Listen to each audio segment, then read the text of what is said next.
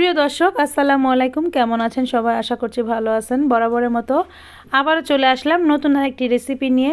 আজকের রেসিপিটি কিন্তু অনেক মজা, আর এই শীতে যদি এ ধরনের তরকারি যদি না খান তাহলে অনেক কিছু মিস করে যাবেন, কারণ এই তরকারি কিন্তু খেতে দারুণ মজা।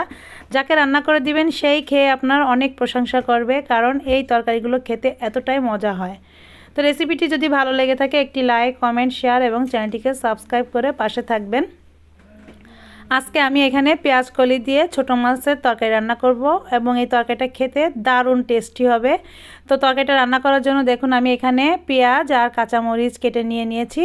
তো পেঁয়াজ মরিচের পরিমাণটা আমি এখানে বললাম না, কারণ আপনারা আপনাদের পছন্দ মতো দিতে পারেন কমিয়ে বাড়িয়ে, কারণ এই ধরনের মাখানো তরকারিতে যদি পেঁয়াজ মরিচের পরিমাণটা একটু বেশি দেন তাহলে তরকারিটা খেতে খুবই ভালো লাগে।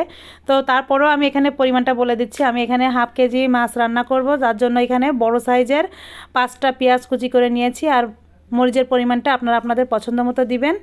আর 1 টেবিল চামচের একটু কম হবে আমি এখানে বাটা রসুনটা দিয়েছি। আপনারা চাইলে রসুনটা কুচি করেও এই পেঁয়াজের সঙ্গে দিতে পারেন, সেটাও হবে। তো আমি এখানে পেঁয়াজ রসুনের সঙ্গে লবণ, হলুদ আর এখানে 1 চা চামচের একটু কম হবে জিরা বাটা দিয়ে দিয়েছি। তেলটা কিন্তু আমি এখানে পরিমাণে একটু বেশি দিয়েছি, আপনারা চাইলে আপনারা আপনাদের পছন্দ মতো দিবেন। তবে এখানে পেঁয়াজ রসুনের পরিমাণটা বেশি দিলে তেলটাও একটু বেশি বাড়িয়ে দিবেন, কারণ ছোটো মাছের তরকারি এরকম করে একটু তেল বেশি করে রান্না করলে ভালো লাগে খেতে। আর আমি দেখুন পেঁয়াজটা কিছু সময় এভাবে মেখে নিয়েছি। মেখে নেওয়ার পরে পেঁয়াজটা কিছু সময় নরম হয়ে যাওয়ার পরে আমি এখানে একটা আলু এভাবে কুচি করে নিয়েছি। যেভাবে আমরা আলু ভাজি খাই ঠিক সেই একইভাবে কুচি করে নিয়ে পেঁয়াজের সঙ্গে এখন খুব ভালো করে এভাবে মেখে নিতে হবে। যত সময় পেঁয়াজ আলু হাতের ভিতরে নরম না মনে হবে তত সময় কিন্তু এভাবে কচলে মেখে নিতে হবে। তো দেখুন আমি কিন্তু মেখে নিয়েছি খুব ভালো করে। আর এখন এখানে যে মাছগুলো দিয়ে দিচ্ছি, আর এটাকে কিন্তু চেলা মাছ বলে, আমরা এখানে এটাকে চেলা মাছ হিসাবে চিনি, তবে অনেকে মলা ঢেলা এই মাছ হিসাবেও চেনে। তা এই মাছটাকে আমি দিয়ে দিয়েছি। আজকে কিন্তু এই রেসিপিটি আমি এই মাছ দিয়ে করব।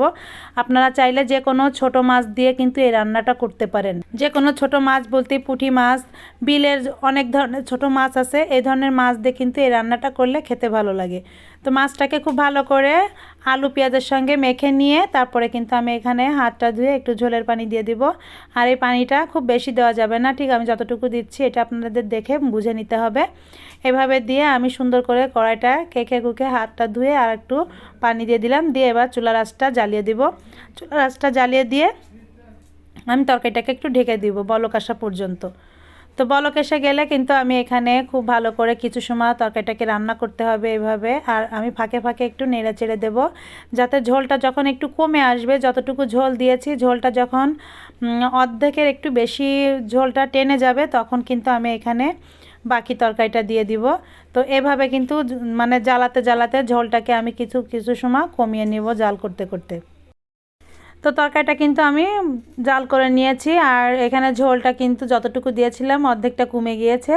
আর এই সময় কিন্তু তরকারিটাকে আরেকটু নেড়ে চেড়ে নেব। আর এই তরকারিটা রান্না করবেন, চেষ্টা করবেন চড়া জালে রান্না করার জন্য। এই সময় পর্যন্ত যত সময় আমি রান্না করছি ঝোলে বলকটা আসার পরেও কিন্তু এটা কিন্তু একটু চড়া জালে রান্না করতে হবে।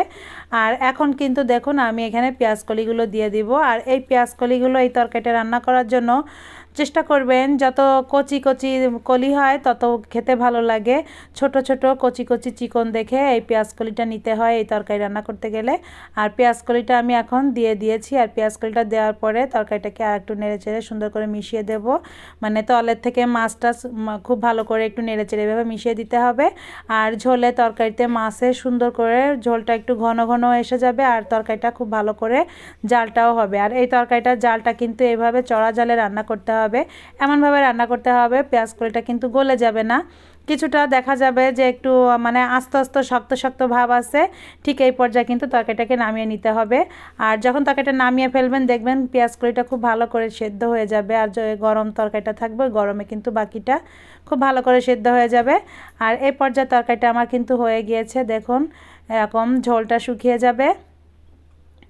আর সাইড থেকে তেলটা এভাবে আস্তে আস্তে ভেসে উঠবে, তখন মনে করবেন এই তরকারিটা রান্না করা হয়ে গিয়েছে। আর এই তরকারিগুলো কিন্তু এভাবেই রান্না করতে হয়, এইভাবে রান্না করে খেয়ে দেখবেন এটা কতটা মজা। আর এই শীতের দুপুরে এই ধরনের একটু তরকারি হলে আপনার ভাত খাওয়া হয়ে যাবে অনায়াসে। আমার মনে হয় না এর পাশাপাশি অন্য কোনো কিছুর দরকার হয়। তো যখন এভাবে রান্না করে খাবেন তখন বুঝতে পারবেন যে এটা আসলে কতটা ভালো মানে লাগে খেতে। তো যারা কখনো খাননি তারা অবশ্যই বাসায় এটা ট্রাই করবেন, আর যারা খেয়েছেন তারা তো বুঝতেই পারবেন যে এটার স্বাদটা কতটা মজা। তো খুব সিম্পল সাদামাটাভাবে দেখুন রান্না করেছি, আর এই রান্নাটা এভাবে করে আপনি যাকে দিবেন সেই আপনার খেয়ে দেখবেন এতটাই প্রশংসা করবে। তো রেসিপিটি যদি ভালো লেগে থাকে একটি লাইক, কমেন্ট, শেয়ার এবং চ্যানেলটিকে সাবস্ক্রাইব করবেন। নতুন হলে অবশ্যই আপনি সাবস্ক্রাইব করে পাশে থাকবেন। তো ভালো থাকবেন সবাই, আল্লাহ হাফেজ।